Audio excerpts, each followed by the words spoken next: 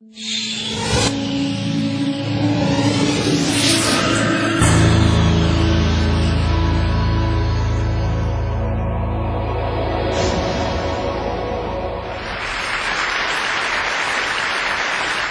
night before I was heading for Scotland, I was invited to host the final of China's Got Talent show in Shanghai with the 80,000 live audience in the stadium. Guess who was the performing guest? Susan Boyle. And I told her, I'm going to Scotland the next day. She sang beautifully, and she even managed to say a few words in Chinese. 送你葱. So it's not like hello or thank you, those ordinary stuff. It means green onion for free. Why did she say that? Because it was a line from our Chinese parallel of Susan Boyle, a 50-some-year-old woman, a vegetable vendor in Shanghai, who loved singing Western opera, but she didn't understand any English or French or Italian, so she managed to fill in the lyrics with vegetable names in Chinese. And the last sentence of Nelson Dorman that she was singing in the stadium was green onion for free.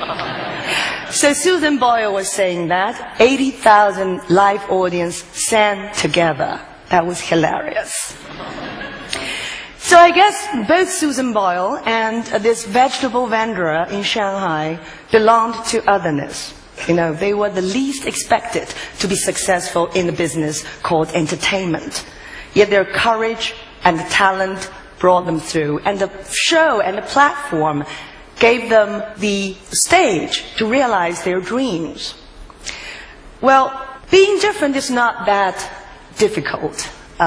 We are all different from different perspectives. But I think being different is good because you present a different point of view. You may have the chance to make a difference. My generation has been very fortunate to witness and participate the historic transformation of China that has made so many changes in the past 20, 30 years. I remember that in the year of 1990, when I was graduating from college, I was applying for a job in the sales department of the first five-star hotel in Beijing, Great Wall Sheraton. It's still there. So after being interrogated by this Japanese manager for a half an hour, he finally said, "So, Miss Yang, do you have any question to ask me?" I summoned my courage and paused and said, "Yes, but could you let me know what actually do you sell?" I didn't have a clue what sales department was about in a five-star hotel. That was the first day I set my foot into a five-star hotel. Around the same time, I was going through audition, the first ever open audition by national television in China, as with another 1,000 college girls. The producer told us they were looking for some sweet, innocent, and beautiful fresh face.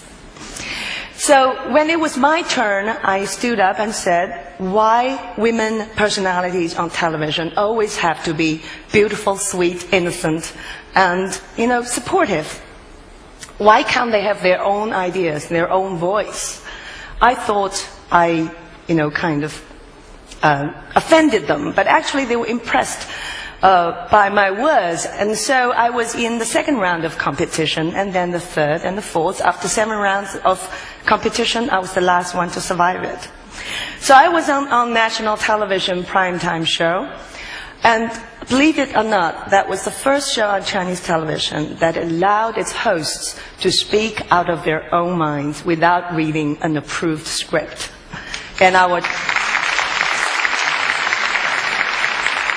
And my weekly audience at that time was between 200 to 300 million people. Well, after a few years, I decided to go to the US at Columbia University to pursue my postgraduate studies, and then started my own media company, which was unthought of, during the years that I started my career. So we do a lot of things. I've interviewed more than 1,000 people in the past, and sometimes I have young people approaching me say, Lan, you changed my life. I feel proud of that. But then we're also so fortunate to witness the transformation of the whole country. I was in the Beijing's bidding for Olympic Games. I was representing Shanghai Expo. I saw China embracing the world and vice versa. But then sometimes I'm thinking, what are today's young generation up to?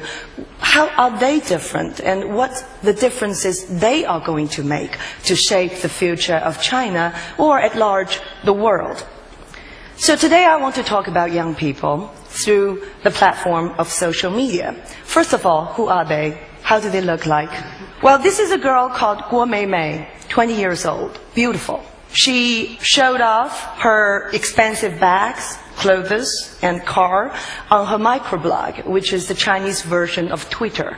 And she claimed to be the general manager of Red Cross at the Chamber of Commerce. She didn't realize that she stepped on a sensitive nerve and aroused national questioning, almost a turmoil, against the credibility of Red Cross. The controversy was so heated that the Red Cross had to open a press conference to clarify it, and the investigation is going on. So far, as to today, we know that she herself made up that title, probably because she feels proud to be associated with charity.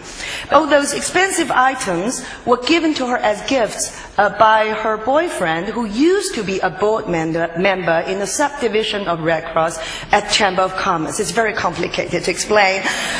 But anyway, the public still don't buy it. It is still boiling.